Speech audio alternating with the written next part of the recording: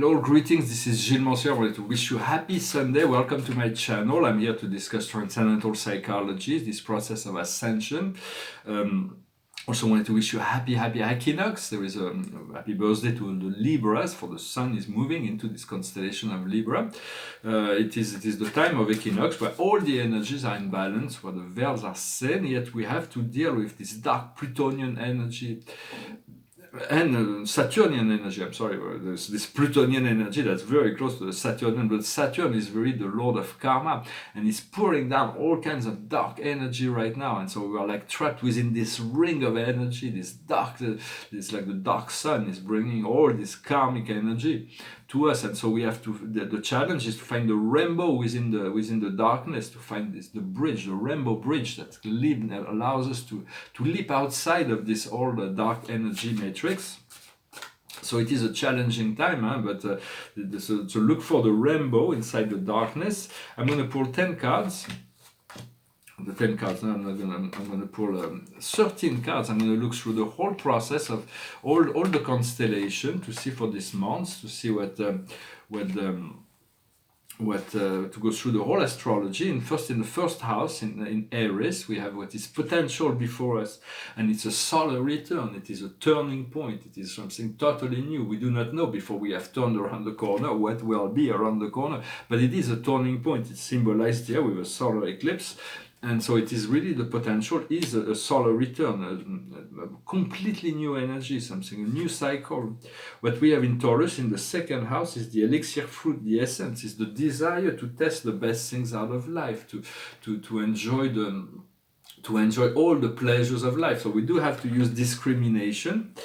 And so, but it is actually, we already have that. It is in Taurus, so we already have that, this desire here. So it's about using discrimination in the pleasure we choose to participate in. In Gemini, in the third house, is our mental activity, is our travel, all our mental activity and traveling. And here we have centering the present, so we are being centered in our mental body, is being centered, it's been aligned into this stillness, and so we have to be grateful for that, for we can feel the present, the centering within the now. Then in Cancer, the fourth house is the inner world, it's the environment. And here we have the wish fulfilling gem. So it is the lovers. So we have the lovers inside and around us in the environment. So it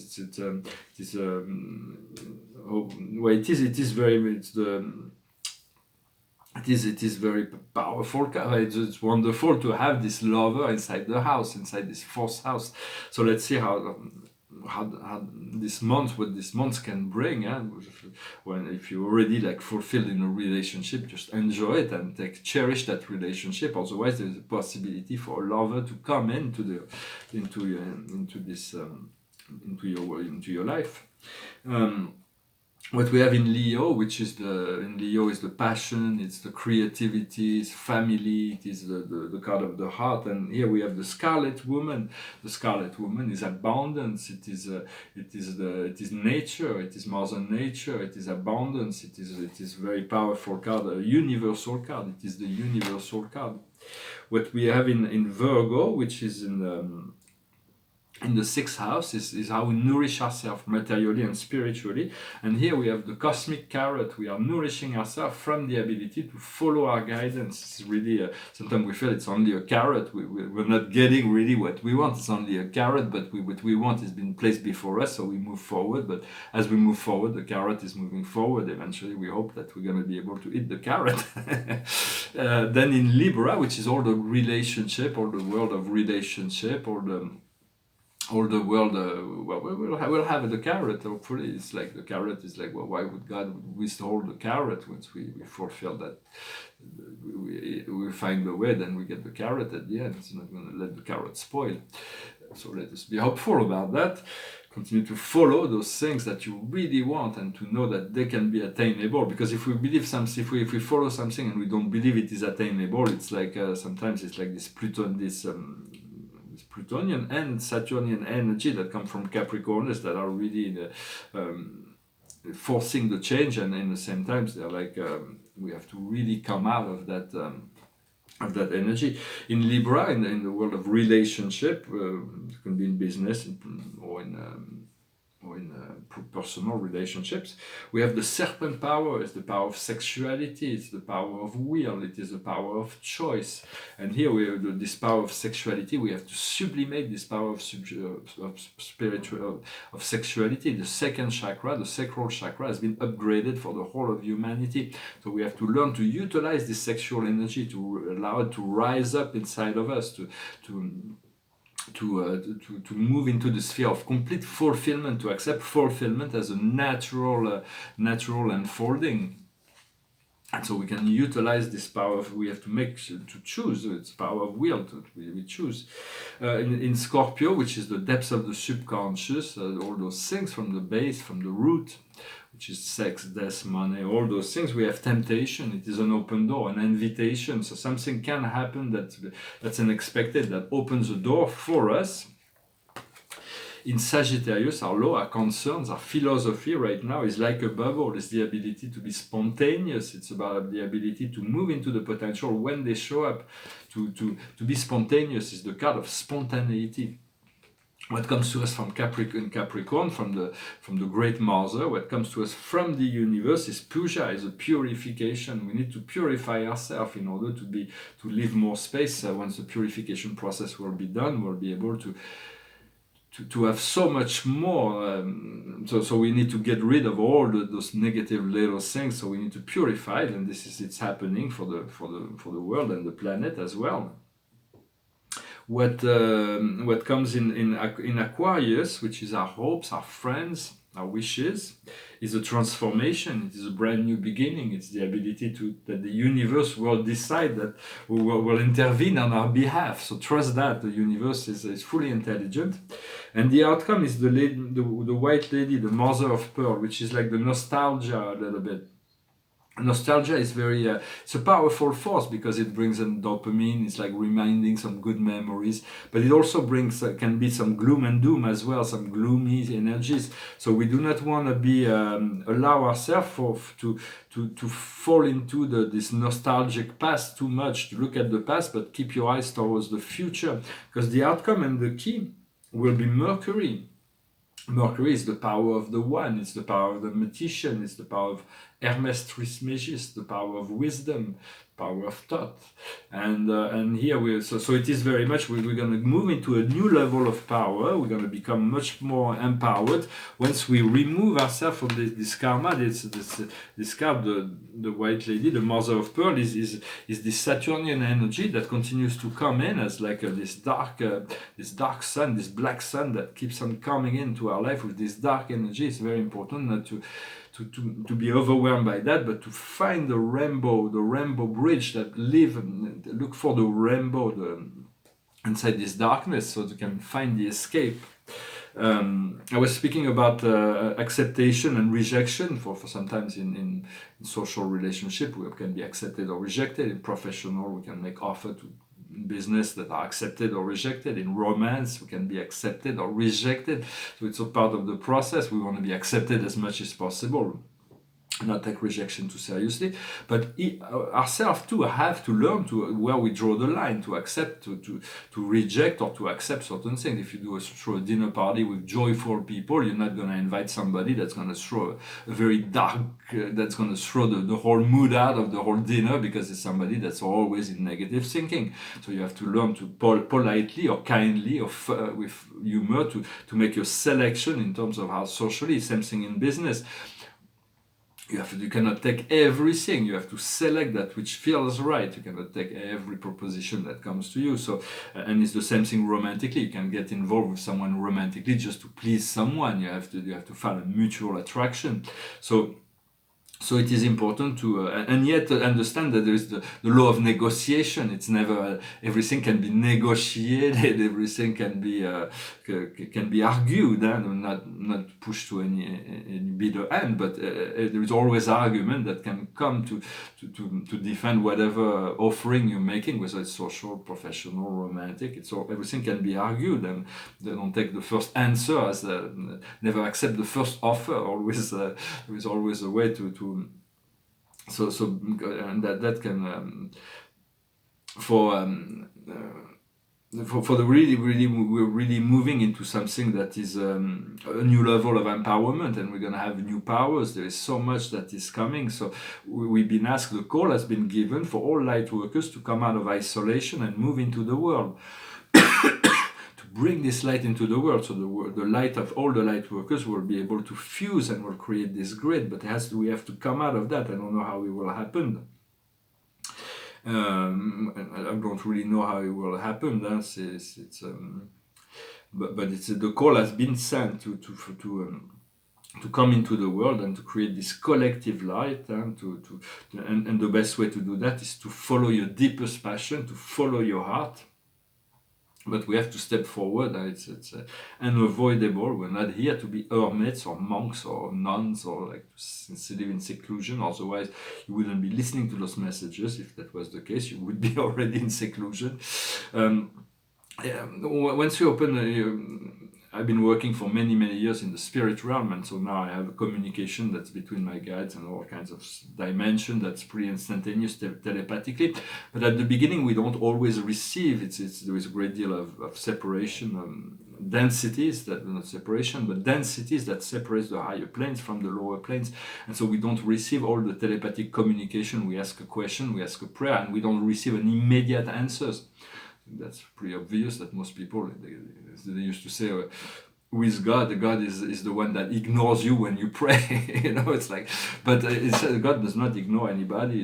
It's just what can be useful is when you ask a question, when you pray for something, is to create a clear, clean separation between the question and the answer.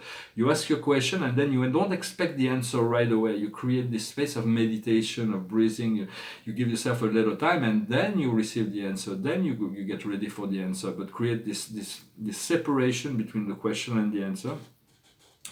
In essence, in truth, our only residence should be infinity, in the heart of God, which that's the only place we want to reside. We don't want to reside on the earth. We don't want to reside in our body. We don't want to reside in the sky. We don't want to reside here or there. We want to reside in infinity, in the heart of God. And then from there, all kinds of new manifestation will be possible. It is... Also, on a more down to earth, I wanted to say that the humans are not responsible for the climate change. It may be a controversial subject, but humans are responsible for the pollution and the environmental destruction. But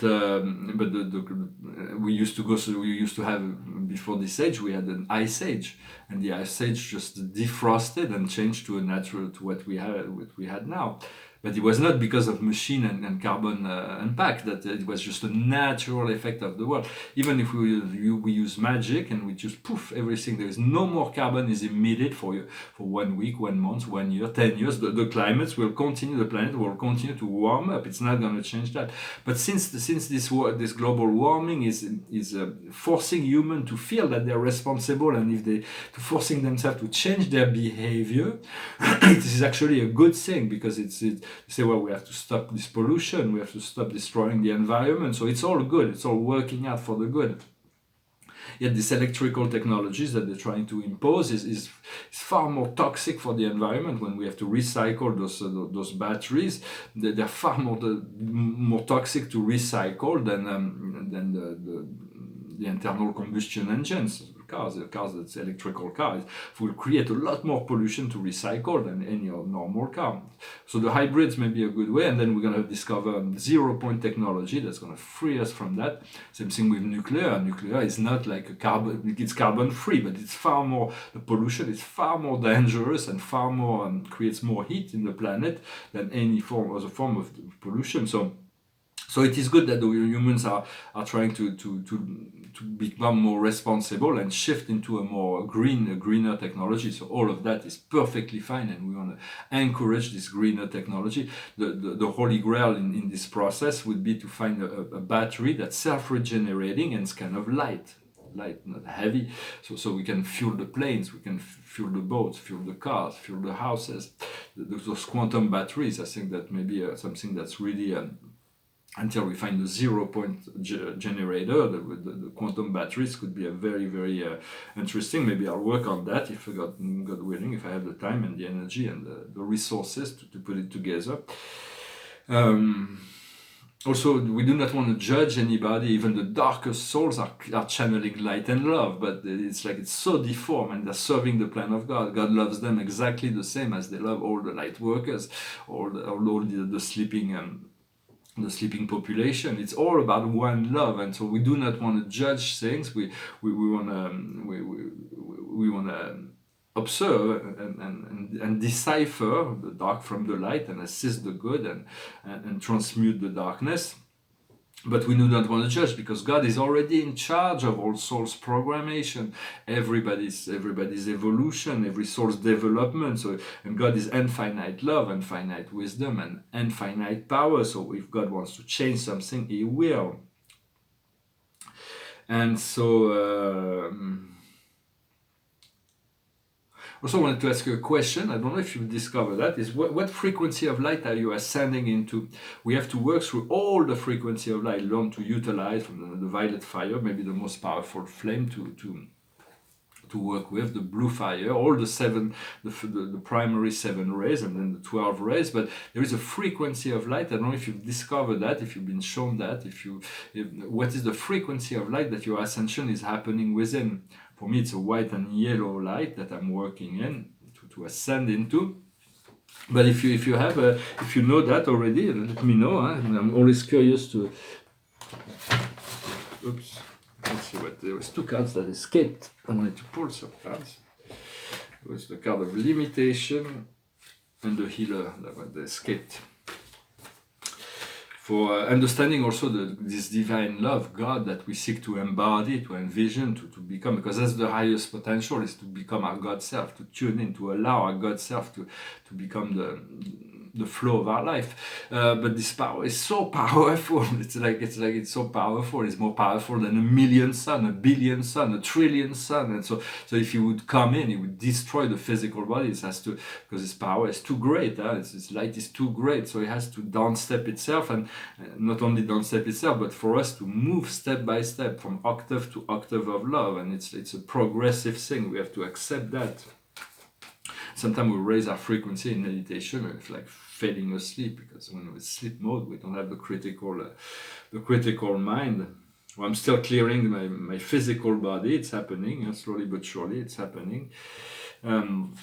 Let's see, for this week coming is the highest wisdom is the life purpose. We have to tune into our life purpose. What is the sense? What gives meaning into our life? What we need to understand is the Pathfinder, connect to our Pathfinder guide.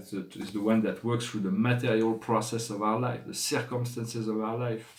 What we need to do is the Master Guide, to connect to our Master Guide, is the one who works with the spiritual aspect of our life. We have those 2 cards, the Pathfinder Guide and the Master Guide, that's coming in that are coming more present into our life this week. And the outcome is achievement. We're going to arrive at a point where we're going to have this achievement. So it's all about rejoicing and being grateful, and not allowing ourselves to be overwhelmed by this Saturnian energy. And so that's about what I wanted to talk about. The paintings behind me here is like this portrait of a dragon. It looks like a dragon. It's kind of interesting. It needs a really nice frame.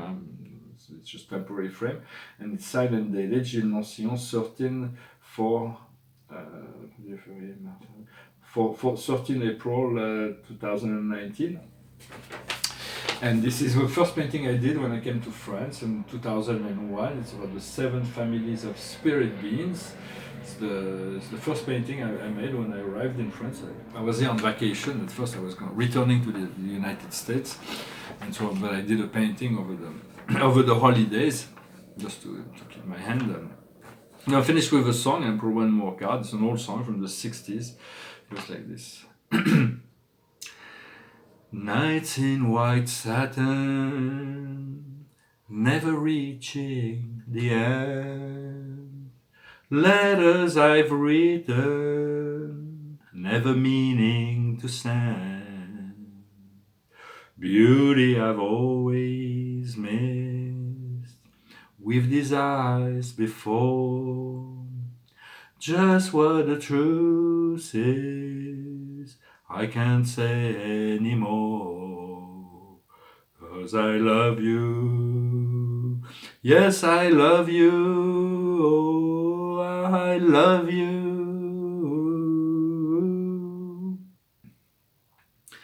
Gazing at people, some hand in hand, just what I'm going through, they can't understand.